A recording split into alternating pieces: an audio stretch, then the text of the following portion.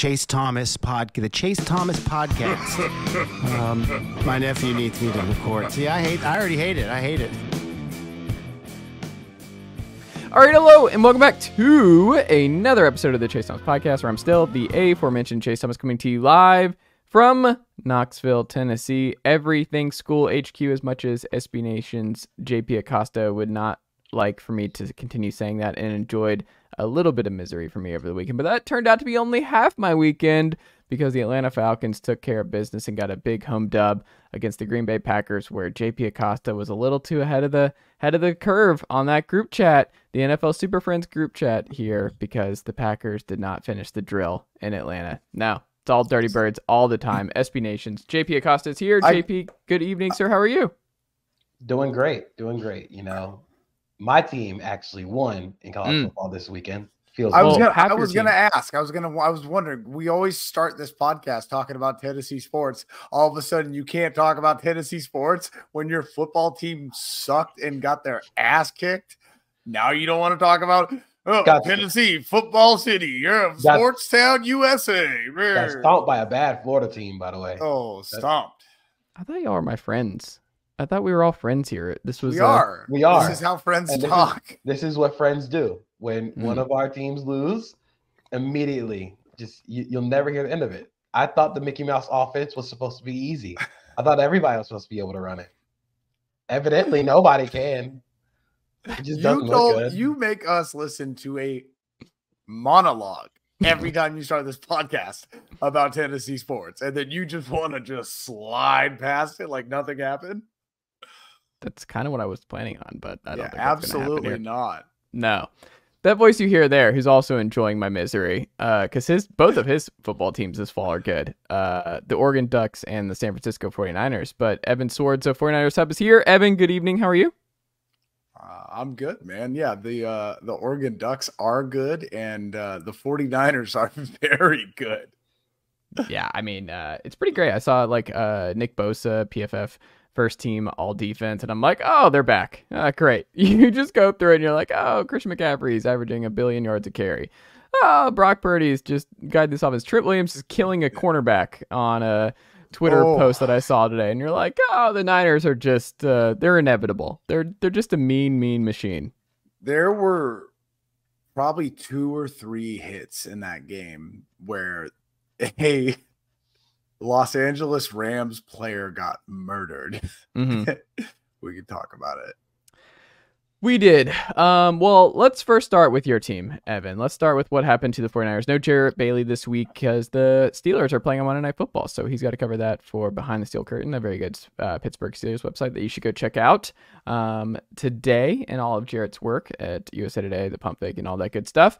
But Evan, your team, Niners, they moved to 2-0. What did you take away from the Niners taking care of business once again this week against a spicy Rams team that has a wide receiver from BYU who has 73 catches in 2 weeks here? Mm-hmm. Yeah, I heard that name a lot.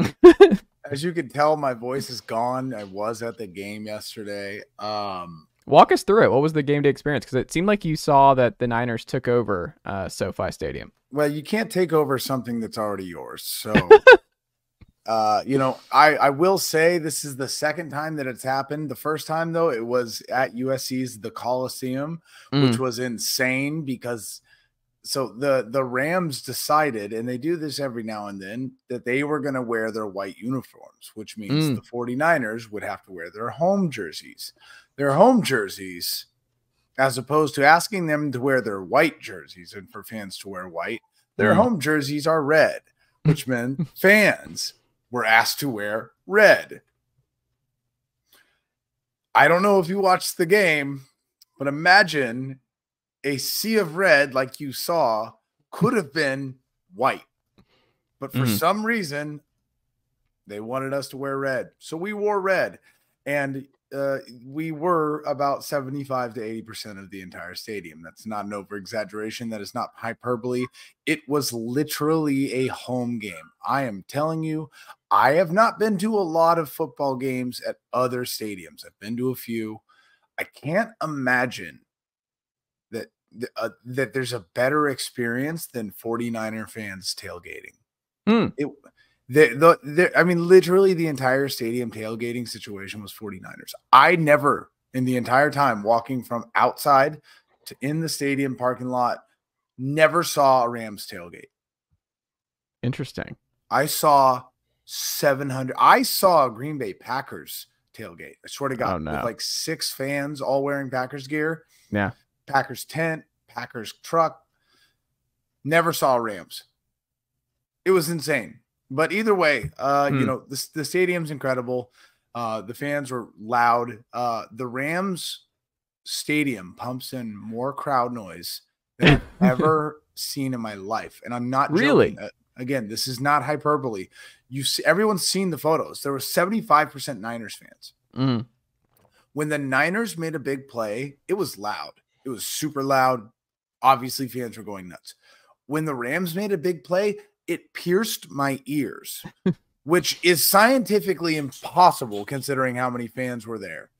So they were absolutely pumping in noise, and which is crazy because like the Falcons got taken a pick from that. They got fined for that. So I don't know why that's not being addressed, but 180% I bet my life on it. Less about that. Let's talk about football though. I thought the game wasn't as close as the score looked. And in fact, at the end, they had an opportunity, like I think twice. Now, granted, the Rams played well, but there was an opportunity a couple times. Whoa. Hold on. While Evan's doing that, I do want to provide an update for the good folks at home. Yes. Deshaun Watson fumbled again. TJ Watt picked it up and scored a touchdown. The Steelers are back in the lead. Love that. $230 million fully guaranteed for a guy who might not be better than the rookie backup behind him. And he just lost his running back probably for the year. That is on purpose. Deshaun Watson is a sexual predator, and they get what they deserve. Anyways, as we were talking about the 49ers, thank you for the update, JP. We appreciate that. My dog is crazy. Shout out to Milo. The 49ers were the better team across the board, but I would like to give the Rams a lot of credit, considering how new that some of the players were. Raheem Morris did a great job. The defensive scheme in the first half was really, really good. The 49ers had a lot of issues, but I will say Steve Wilkes' second half adjustments were insane. Some of the best second half adjustments I think I've seen in a long time. Could have been just maybe a mixture of the Rams were getting tired. But again, this was a game where Kyle had George Kittle making plays, had Christian McCaffrey making plays, had Brandon Ayuk making plays, had Debo making plays. It's a situation where you cannot stop everybody. And, eventually, literally we would call this maybe not the best game from Brock Purdy, and they still scored 30 points. I said at the beginning of the game, I said I was going to say it was like 16-33 was my prediction. And at one point it was 17 to like 27. And I like the Niners were about to score. I was like, I knew it. But it got away from them. That Nakua guy is incredible. I mean, was an automatic. Matt Stafford played just out of his mind. I mean, Matt Stafford was like early prime Matt Stafford. He was throwing incredible throws. The scheme, I don't think was really that great. I thought the Niners, I mean, JP, I don't know if you watched the game at all, but I thought their defense was playing really off ball. There was like the really soft coverage. It was like they're playing prevent defense in the first quarter. And, they just ate it up. I mean, literally there's like 5-7 yard passes constantly. But man, the 49ers stars were outstanding. Hargrave had a fantastic game. McCaffrey had a fantastic game. Surprisingly, and I don't know if everyone will care about this, but I, as a Niners fan, care. Javon Kinlaw, who was one of their first round draft picks, injured 2 years in a row. People thought he might get cut, might be a bust, has played fantastic these last 2 games. He had a great game. 5 pressures yesterday. The defense in the second half just completely stepped it up, got pressure on Stafford. You were getting the ball out really quick, and it just didn't matter. I don't know. JP, did you watch the game? I did. What did you see? So early, the Niners are doing a lot of spot drop cover 3, which that's probably the last coverage you want to play against Matt Stafford and Sean McVay. They've been dicing that up their entire careers. So it started out a little weird, but they had the stars to make up for it, But in the second half, they realized that the offensive line still isn't that great, and Matt Stafford still isn't a guy who's going to move around a lot at this stage in his career. So they just blitzed him. And that was the adjustments. Of course, there are some subtle adjustments like the little motion duo run, the Rams run, where they bring Higbee across the formation and they run duo to try and kick out somebody. They ran that for a first down in 49ers territory early in the fourth quarter. Then late in the fourth quarter, what they did was they had Isaiah Oliver replace as soon as Higbee came across the formation, and it was a fourth down stop, and they got the ball back. So those are the kind of small adjustments, subtle adjustments the Niners made late in the game defensively. I thought it was very cool. Steve Wilkes did a great job in the second half. They're a wagon offensively that you just you have to pick your poison. Like you either let Brock Purdy sit back there and throw all day, or you try and stop the run game. And Debo had a vintage Debo performance where he was just bouncing off of guys. It was insane how many people he made look stupid, like consistently. Brock did miss a lot of throws. He missed some. Yeah. He missed a lot early where, like, you think, like, hey, if he hits these throws, the Niners probably win by a whole lot more than they actually do. But, 2 scores at least. I mean, there was like 3. There was one to Ayuk on a stop and go earlier in the game. I think there was one to I can't remember who it was, but it was down the middle. It was like a deep post, and he missed him. But that's going to be the thing this year. Like, he's going to miss some throws, but the margin for error is so wide because that team is so good. But shout out to the Rams. The Rams might be a little better than I thought they would be good going into this season. I think as long as you have Matt Stafford healthy and Sean McVay, like, they're going to be a tough out. I'm not going to say playoff team, but they're going to be competitive. They're going to be a competitive team in the NFC where not a lot of people are actually good. But it's also like, if they're just relatively healthy, Cam Akers now on the trade block, he's probably going to get moved. I mean, he hasn't been good, but Kyren Williams looks like he could be a good answer here, but they're going to struggle, like y'all have talked about, with their offensive line and what their limitations are. But Cooper Kupp's going to come back. Like, it's not like this guy is gone for the year. He'll be back at week 5. And then you have Puka, who's been great. You have Tyler Higbee. You have Van Jefferson still. You have Tutu Atwell. Like, Tyler Higbee. Tutu's a good 3. Yeah, I mean, I think the Rams are a playoff team if Stafford plays 17 games. This is a playoff team. In what? I don't think so, man. And it's not that, like, again, nothing but respect. They played so much better than I was even expecting. Although I do think I think this was a lot less close than it looked, than the score looked. I just don't see this team having staying power throughout the season. Their line isn't great. Like, I mean, I do think that they're going to get worse as the season goes on and things are going to struggle. They have really good receivers. I feel like the one thing I will say about the Rams is I think the rebuild is going to happen a lot sooner than we thought. Yeah. And maybe Matt Stafford knew that, right? Maybe that's why he came back. Maybe that's why Sean McVay came back. Because, I mean, they have a great receiving core right now. Their running back situation isn't bad. They've got a lot of holes they got to figure out, though. And they don't have a lot of depth either. No, so the attrition is really going to get to them later in the season, especially because you're starting a lot of rookies, and not only rookies, but rookies who are undrafted guys in that secondary on that defense. The attrition is going to come very soon. I don't think they're a playoff team, but they're going to fight. They're going to be competitive. Well, this leads to a question I have in general, y'all, where the AFC, I think it's a little bit more. I think we have a pretty good grasp of who the playoff teams and who aren't right out of the gate here in the AFC. The NFC, man, the reason I push the Rams so hard is like I just don't know who's good.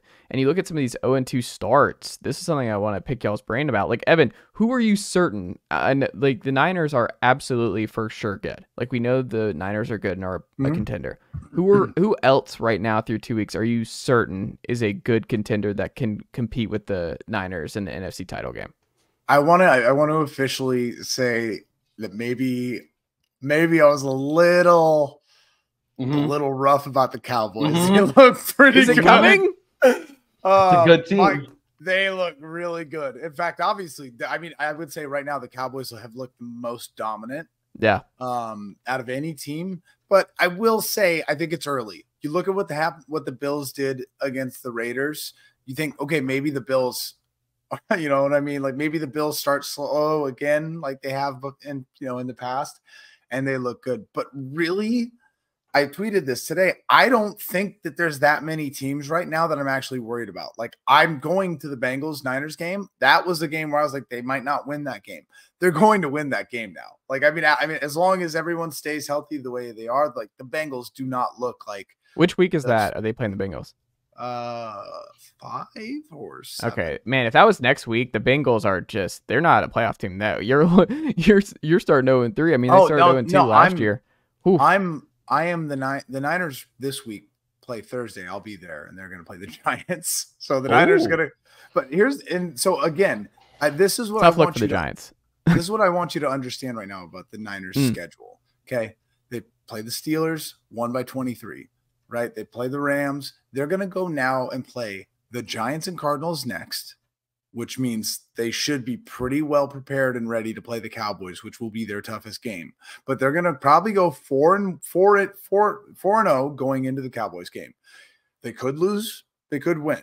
If they lose, they then play the Browns, Vikings, and Bengals, which I think they win those games. Yeah.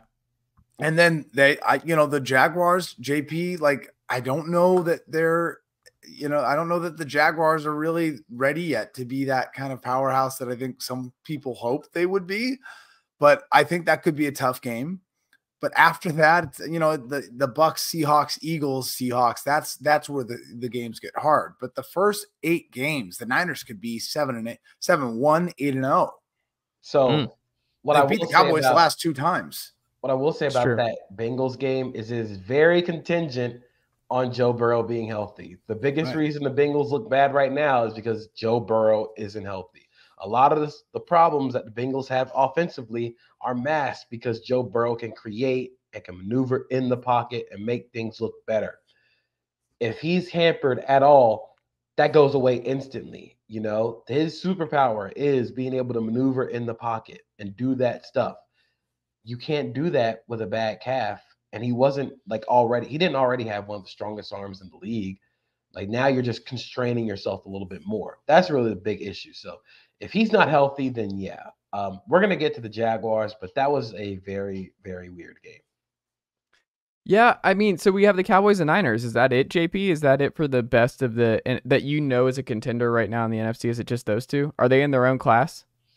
Cowboys, Niners, Eagles. 100%. Are we still putting the Eagles there? I'm not putting the Eagles there.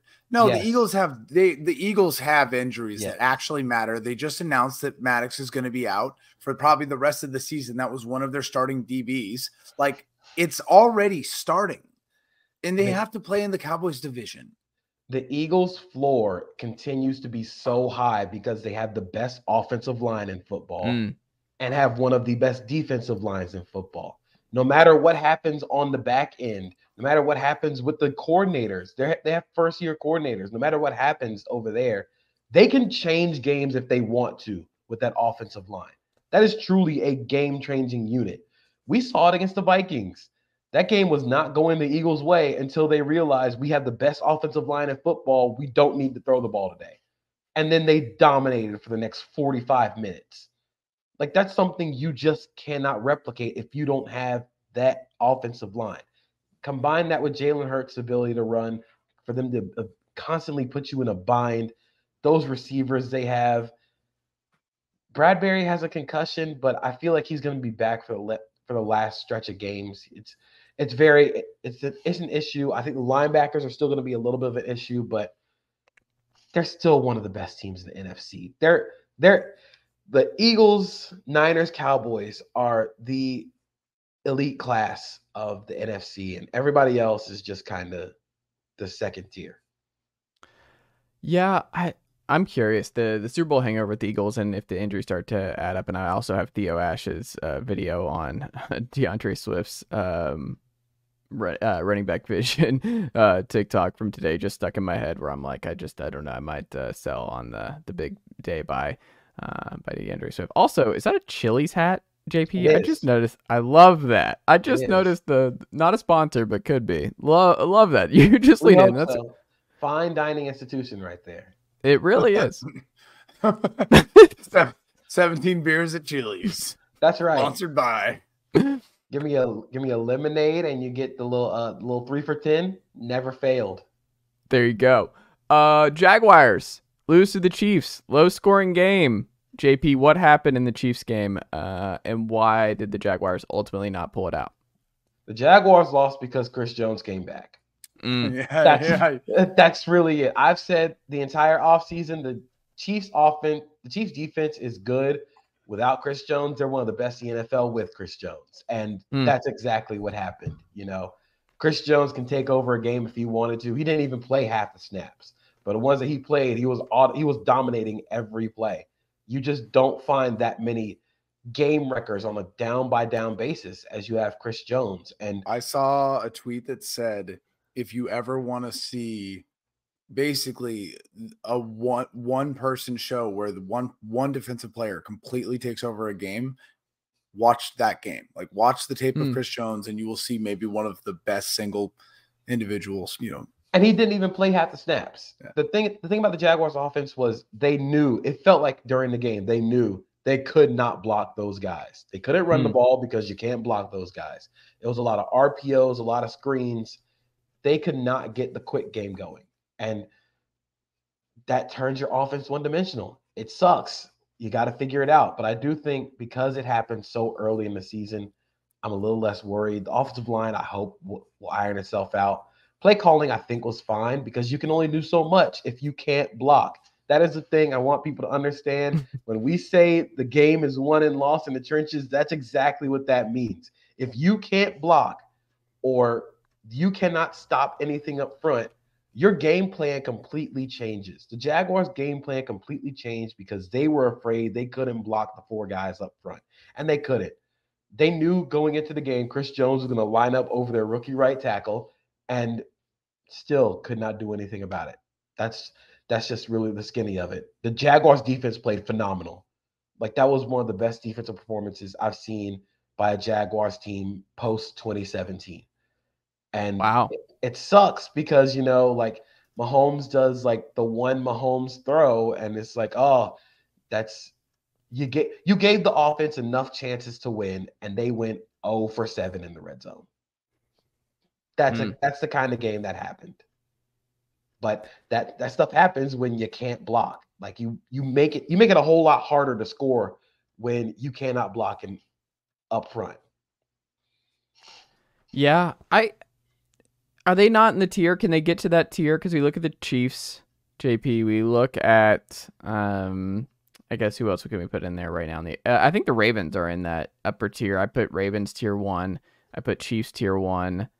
I would put maybe Dolphins tier 1 at this point. Oh, Evan, you're muted. You have a bunch of tier 2 teams as in tier 1. Like, those are all good teams that are in the AFC. You don't think they're all in the same tier?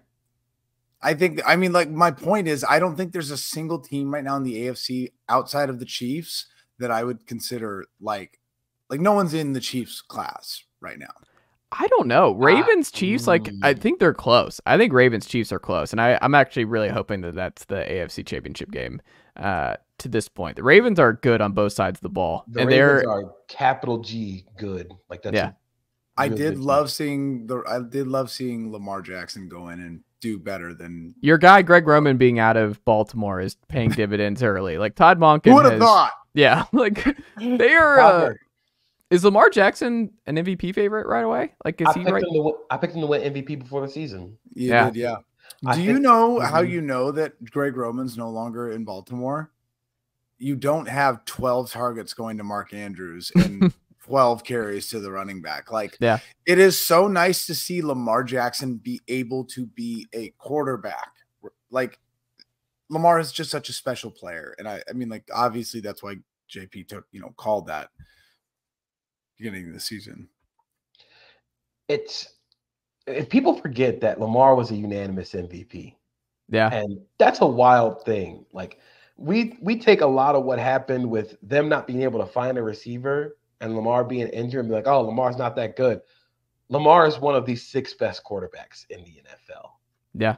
And nobody wanted to trade for him this offseason. Everyone was refusing to trade for Lamar Jackson. Somebody's team on here put a statement out saying they weren't going to trade for him. Yes, they did. But first in the NFC South, though. But Lamar is right now, he's the 3rd best quarterback in the NFL. Yeah. Like, he's playing at such a great level. The defense is phenomenal. They had one of the best units in the league after signing or trading for Roquan Smith, and that hasn't changed. What they did to Joe Burrow was insane. What they did to that Bengals offense was insane. They're capital G good. I think if we're putting anybody in a tier with the Chiefs, it starts with the Ravens and the Dolphins. I just don't like the Ravens running backs. I don't like Gus Edwards. Justice Hill is not like that. Doesn't really like, listen, you can win when you have Lamar Jackson, but like, to me, that's just not the type of like running game that's going to get you deep into the playoffs. It'll have to be all Lamar. Well, they don't necessarily only exclusively use Edwards and Hill. Like, of course, Lamar will have his scrambles. They did a lot of work with Devin Duvernay, Zay Flowers, who is honestly looking like the favorite for Offensive Rookie of the Year right now. Yeah, he looks played great. phenomenally. He works a little bit in the run game. So he had one carry yesterday. They're splitting it up. It's not like they're leaning on one guy. But there is a running back who requested a trade in the offseason. It's like, hey, if you wanted to, that you I could. kind of honestly forgot all about him. Like, I have not thought about Jonathan Taylor in 2 weeks. I until you brought him up, he has been out of my mind. I also said that he was going to get traded to the Rams, and if the Rams are actually competitive, Ooh. that you can bet that's going to happen. Also, it just won't work because the Rams aren't allowed to have a good running back post Todd Gurley, apparently. So, like, if I'm the Rams, I'm kind of nervous. It's like, I'd actually rather you just trade for a left tackle. Like, can they pop up? But those are hard to come by. So I don't think that. Maybe an Orlando Brown. I don't know. Well, we're spitballing here. Evan, 0-2 team that is most likely cooked. We know the NFL's history of 0-2 teams and what their playoff odds look like after starting 0-2, and it's very dubious. Not many teams over many decades end up making the playoffs when they start 0-2. Who of the 0-2 would you say is the most cooked, and who of the 0-2 would you say you most believe can overcome the odds and still make the playoffs of this group? Well, we talked about it before, and I'll say it again. I don't think this is going to be one of those years where there's like a record-shattering terrible team. I think there's going to be a lot of mid teams. And I think you look at that right now, and that's kind of what we're already seeing kind of start to pile up. Like the Cardinals, I think to me, the Cardinals are the team that you think are like really going to be bad. Unfortunately, as much as we all love Justin Fields, that man is not looking good, and the Bears look terrible. So I think like that will be your bad teams. But like on the AFC side, like the Bengals, I think the Bengals will do better. The Texans play hard, although I just don't think they have the talent yet. This is a first-year rebuild. Patriots, I don't really know what to think about the Patriots right now. Like the defense kind of playing okay, but like I just think Mac Jones is just not great. And he looked better last night than he has in a long time. So what does that even mean? I think the Patriots are cooked. I think we're looking at it. And also, by the way, shout out to Bill Belichick for giving us 2 amazing moments. Him looking up at the camera was fantastic. But Belichick throwing the challenge flag at the ref's feet was one of the funniest things I've ever seen in the NFL. Yeah. Like, full stop. That was because when that first, I wasn't watching live last night, and I saw it later on, and the clip starts with him just staring at the ref and everything else, so you don't know where it's going. But when he actually throws his challenge flag at the guys, it's one of the more insane things that I never saw coming. Without any context for the clip, that was top notch. I'm glad I didn't know what was happening because it was fantastic. Large laugh like from me. The reverse, it was like the inverse Key and Peele like thrust situation. You know what I mean? Like instead of the ref like sitting there waiting and throwing it down, like it was the opposite. Belichick's just like, it was great. He's so fed up. Oh my God. JP, who are the on the flip side for you? The 0-2 teams that you think are most cooked and can't recover from this, and the 0-2 team that you actually think can overcome the odds, similar to the Bengals last year. So, if we're choosing from teams that actually were supposed to be in contention this year, I have a lot of questions about the Los Angeles Chargers. Look, man. Do you though, or do you have questions about Brandon Staley? A little bit of both. The offense, like, it's funny. It's honestly funny. You know, we're all laughing. We're having a great time. Like, I can't help but laugh because the Chargers kind of just do this to themselves. Did the Jaguars break the Chargers? Oh, no, the Chargers were already broken. Okay. This has been a thing since like 2009. So I can't believe they still have Brandon Staley coaching this team. You've had so many outs. Oh, how many opportunities? Sean Payton wanted. I think there was a rumor that Sean Payton wanted to coach the Chargers, but they stuck with Brandon Staley. Because I think he was in LA. Like he was already doing the herd all the time, and I think that's why the Arizona Cardinals popped up for him. That's a marriage. You look at some of these in sports where you're like, man, y'all really should have just found a way to make this work. Like 0-2 Broncos, Sean Payton losing in the way he did Sunday afternoon, and then you look at the Chargers and Herbert, and man. So, have some funny Charger stats. Through the first 2 weeks before Monday Night Football, the Chargers have the third best offense in the league based on success rate. Of the top 5 teams, the Chargers are one of 2 that are 0-2. The other one is the Patriots. The Chargers are the 33rd team in the Super Bowl era since 1966, with 50-plus points and no turnovers through two games. They're the only team to be 0-2. Like, this is who they are. Like, at this point. And what's so staggering about this team is how poor they are on defense, considering trading the farm for Khalil Mack, which hasn't worked out to this point. Signing J.C. Jackson to a lot of money hasn't worked out to this point. Joey Bosa's been hit or miss. If you would have told me 3 years ago that this team would have Khalil Mack, J.C. Jackson, and Joey Bosa, I would have said exactly what I said on this podcast, which is the Chargers are going to win the Super Bowl. Like, it's so weird. Not weird, because they should be better. Mm-hmm. But the coaching they're bad. That's a bad defensive team. There's no way to go about it. Like, with a defensive-minded head coach. And then the worst thing here is how bad they are in the fourth quarter. Like, that's something. What's the reason for that? Why are they so bad in the fourth quarter? So I think it's a couple of things. So against the Titans, they just couldn't run the football. And that's been the reason they were so bad in the fourth quarter in years before. The Titans have a phenomenal run defense, but they couldn't run the ball.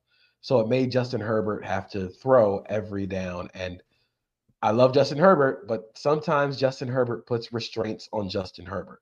He is so willing to go 1 to 2 to 3, and I'm going to get to the check down, or he always wants to be in the right play, that sometimes that means giving the ball to the running back on 3rd and 4 because the look dictates, hey, you have 6 in the box, you can run the ball here, but the Titans are one of the best teams at defending the run, so you don't end up getting anything.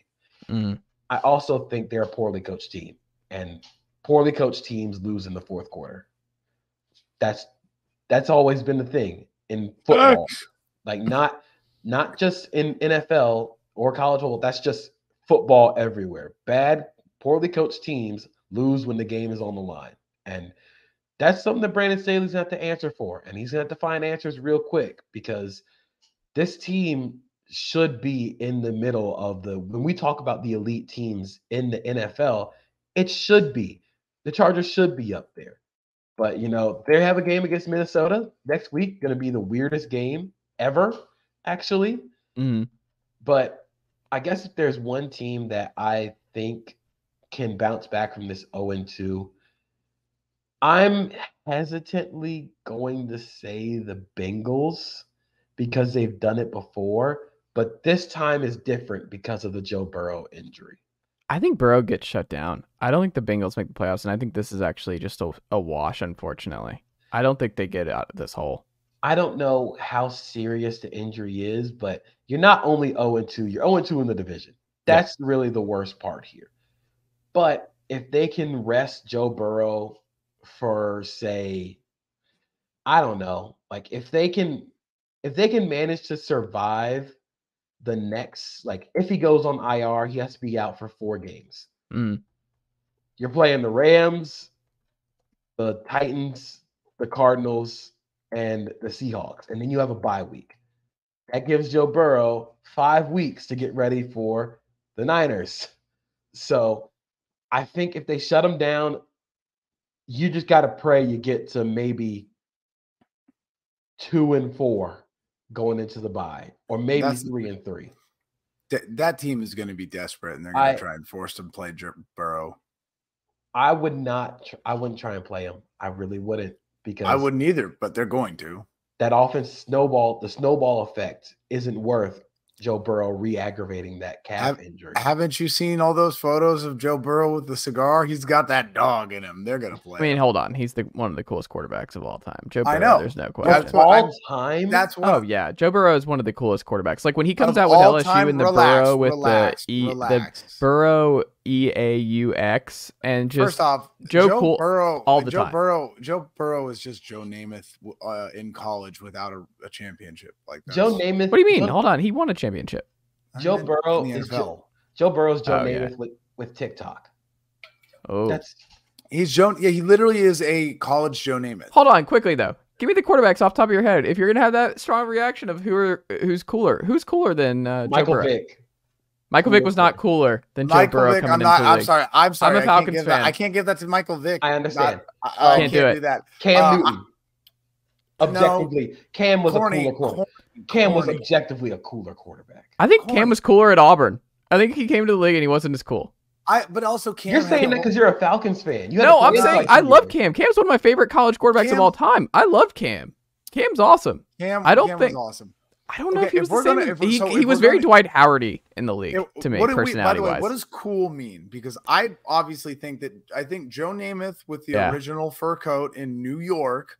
Yeah. I think there was a reason. I think Joe Cool in San Francisco, like middle of Super Bowl, stopping to be like, oh shit, that's John Candy. And then never losing in the Super Bowl. And then also calling his wife from one of the phone lines on the side of the, just be like, hey, honey, how are you? Like, he's called Joe Cool for a reason. But I will say, to me, does swag and cool mean the same thing to you? Because that's a big differential. I think it's just the way I think when you see it, like, you know who was cool? Steve McNair. Steve McNair was cool. Steve McNair was legitimately cool. To be cool, you have to have swag. I think Lamar Jackson is, to me, one of the coolest quarterbacks. I would throw Lamar in there. He has the talent. He also doesn't care whenever he talks into media. He's just like, I'm here to do my thing for my team. I love my team. I want to win. But he also, like, his style's incredible. I would say. Can I say who is cool? I understand. Like, I know. I just have to say this real quick. I understand how we feel about him, but Michael Vick was literally like a cultural icon. Hold on. I grew up in Atlanta. But Michael Vick wasn't a cultural icon because of his personality. It was his play. Like, he was splitting Minnesota Vikings defenders because they couldn't tackle him in space. They ran into each other. I don't know. I'm saying Vick wasn't cool. I'm telling you, like, he was cool. He was flashy. He was fun. Fast. Yes. He was fast. And he could throw the ball a mile. I think this also brings up a point that I was saying about there are no cool quarterbacks anymore. I think, by the way, Colin Kaepernick was a cooler quarterback than Mike Vick. Colin Kaepernick had all the commercials. 100% not a fan take, but no, I'm like, Think about I all the get it. Madden commercials, all the commercials he did. I think is the way he dressed. All of it was incredible. Well, I think maybe an underrated one would probably be like Tony Romo was cool. No. Tony Romo was cool. No. Good hang. No, Maybe part of it for me is I'm like, who's a No. fun hang? I'm like, Tony Romo would be an interesting, like I Drew think Brees, Russell Wilson. Don't trap me in there. That's like John Elway to me. Eli Manning was cool. Oh my God. Total dork. Chase. We have jumped the shark. Yeah, that is like Eli Manning is the Eli antithesis Manning? of cool. Loved his khakis. His khaki game was shot. top notch. Christ, dude. You're over here. No this is past your shot. bedtime. He said You need to drink Eli some Manning. Metamucil and calm down. No shot. This man just said Eli Manning. We'll have to put a poll on Twitter. Yeah, I need to put a poll. What about Randall Cunningham? Randall Before Cunningham, my I think- time.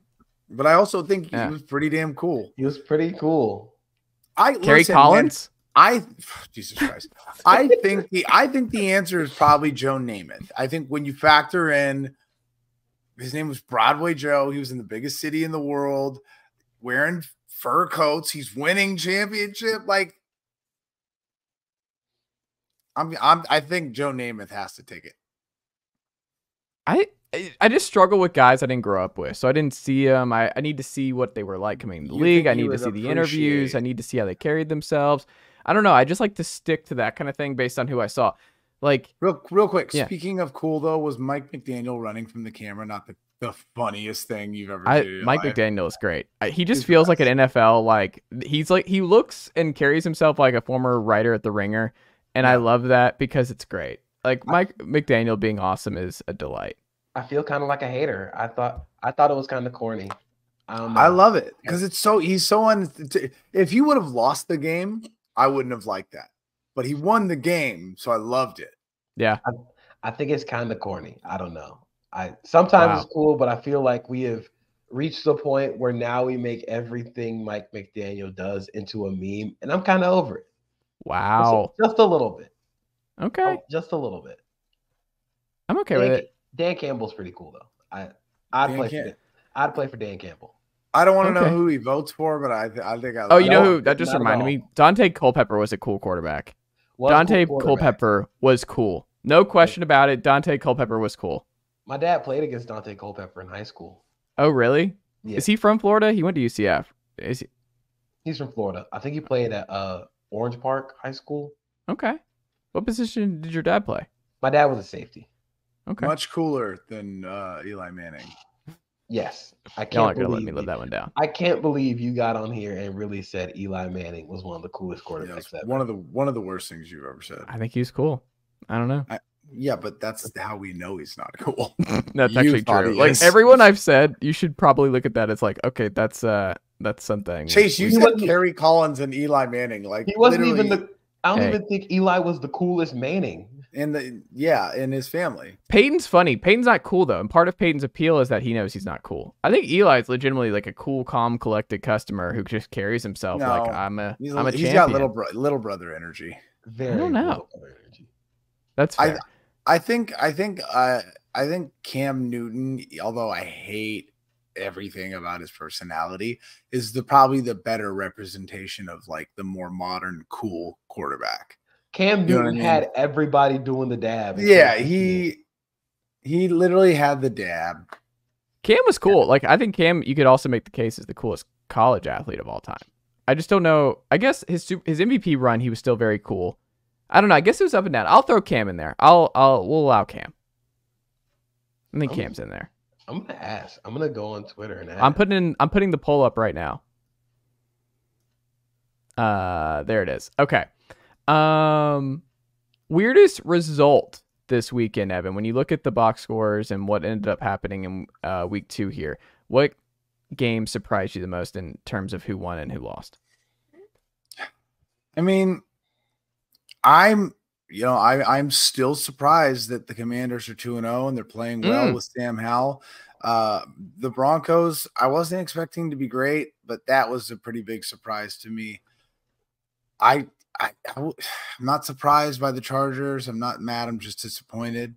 I thought the Jaguars were going to put up a much bigger fight.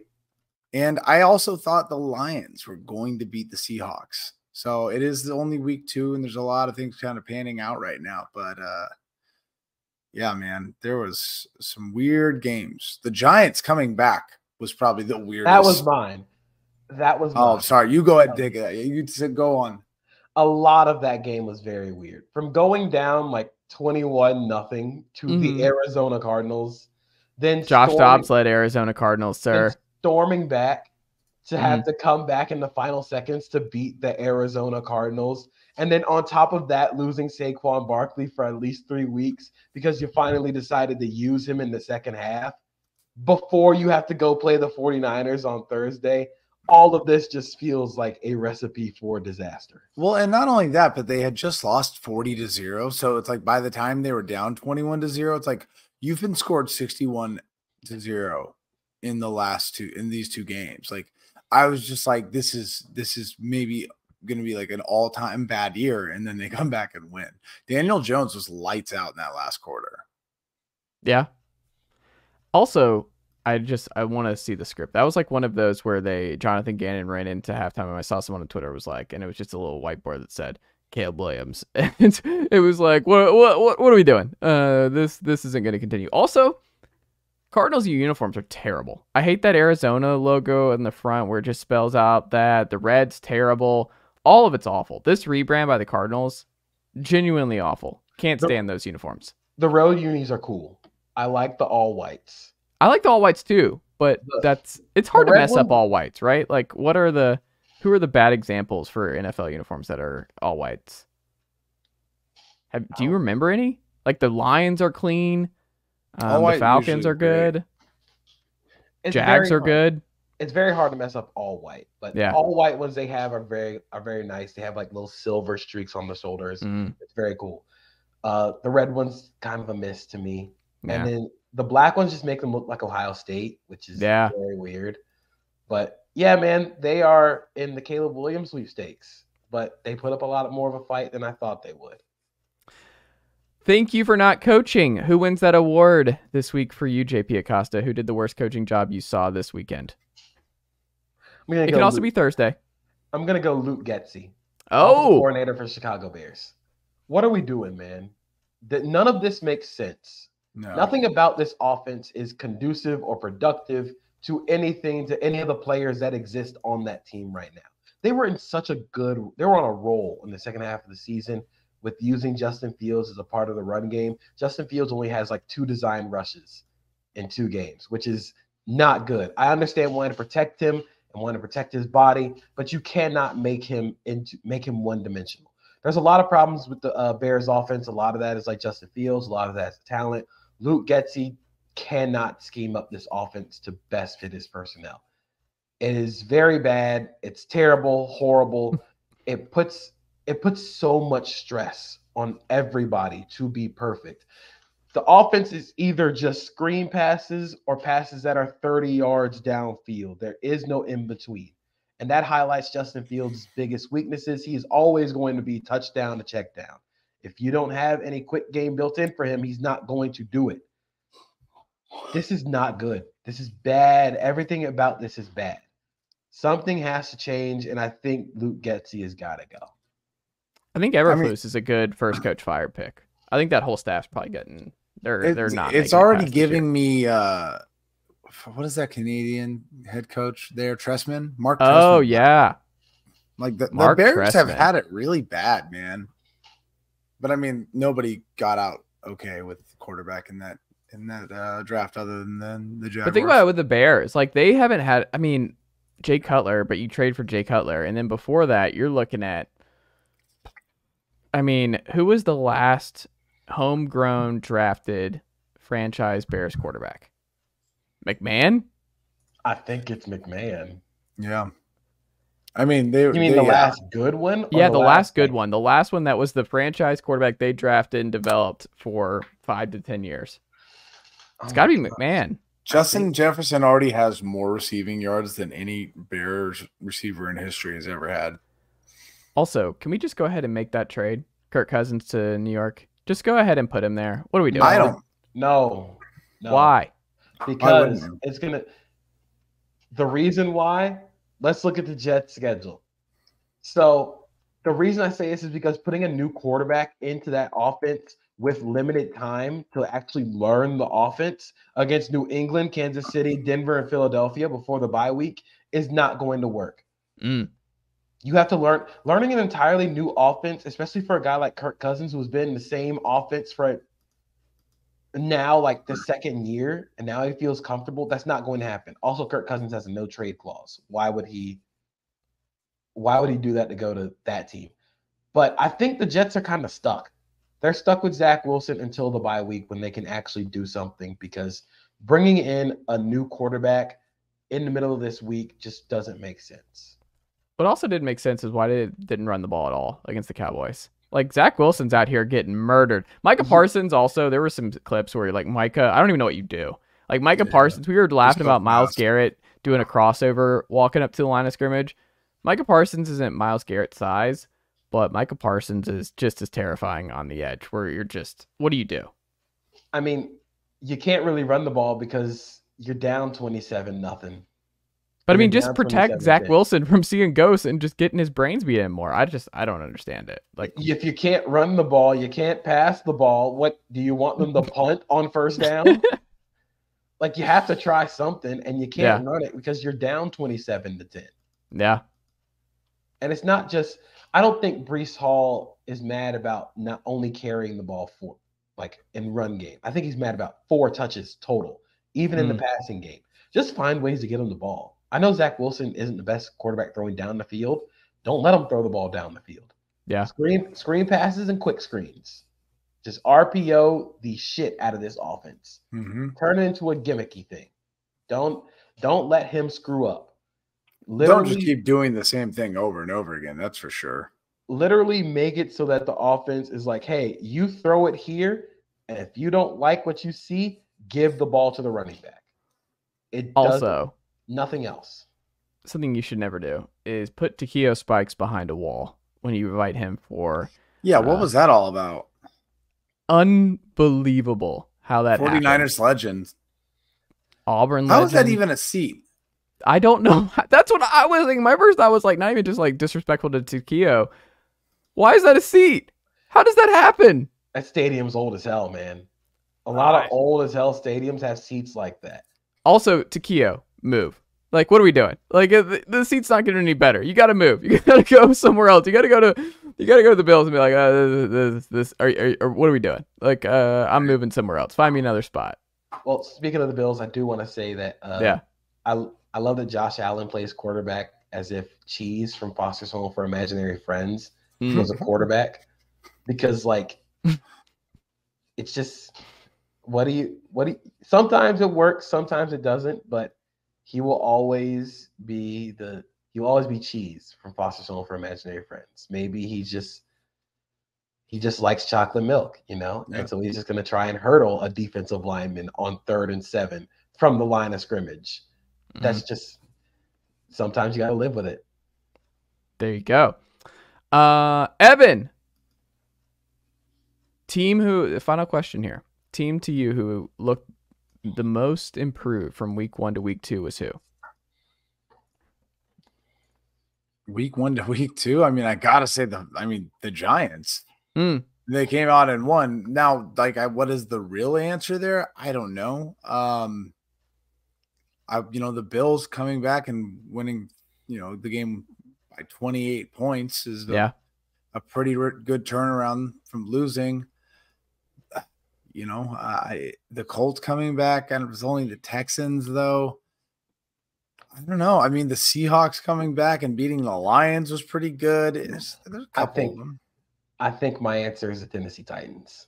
Oh! It was an impressive offensive performance. They're not dead yet. Not dead yet. That defense is going to – the Tennessee Titans are the New England Patriots if you gave Bill Belichick Derrick Henry. They have the same – they're built the same way. They're mean as hell up front. Offensively, everything has to break perfect, but sometimes it doesn't when you have Derrick Henry. And Derrick Henry, Watching him run is so cool because you don't expect a guy that big to be that fast until he's like casually gliding past your DBs. And like if he doesn't glide past them, he'll just stiff arm them into the earth's core. So it's just very cool watching him run. That is the one Titans compliment I will give them. I like it. JP, what can the good folks check out from you and the team over at sbnation.com this week?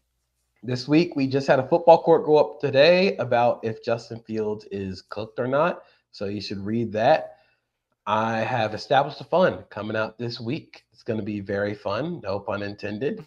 Also got something coming out on Bijan Robinson later this week. That's what we're talking about. The Chase Thomas podcast influence. Thank you for the support. Bijan, offensive rookie of the year, already locked away. Bijan the next LaDainian Tomlinson, people are saying. There is 6 missed tackles for that one. Like Bijan was insane. He might have to throw the ball like LT if the Falcons want to go anywhere. We were talking about on the Atlanta Sports Guys. I'm disregarding that comment from JP. They were talking about where Barry Sanders is probably the closest comp, and we were wondering, it's like, is that crazy? Is Bijan's closest comp Barry? And many are saying Bijan Robinson. Stop that right now. The next Barry Sanders? Stop that right now. Many are saying, JP. Many are saying Evan Sowards. Bijan Robinson, the next Barry Sanders. Do not do that to Bijan Robinson. I mean, could you see it? What do you mean? Best case scenario, is he not Barry Sanders? Do not do that to Barry. Do not do that. And with that, ladies and gentlemen, I'm going to bed. Also, I love that in the first answer to our Joe Namath.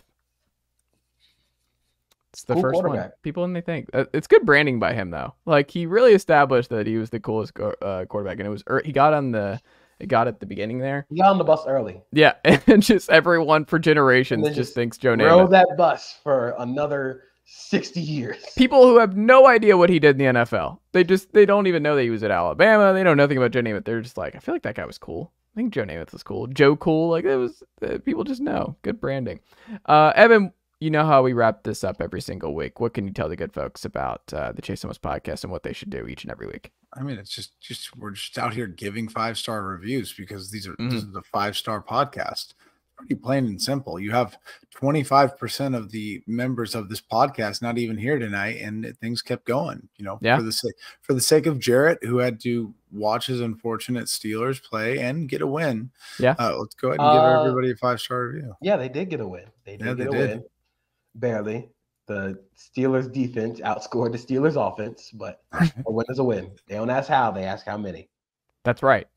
They don't ask how good your quarterback is. They ask how many dubs you have. That only applies to teams that aren't the Atlanta Falcons. Yeah, there you go.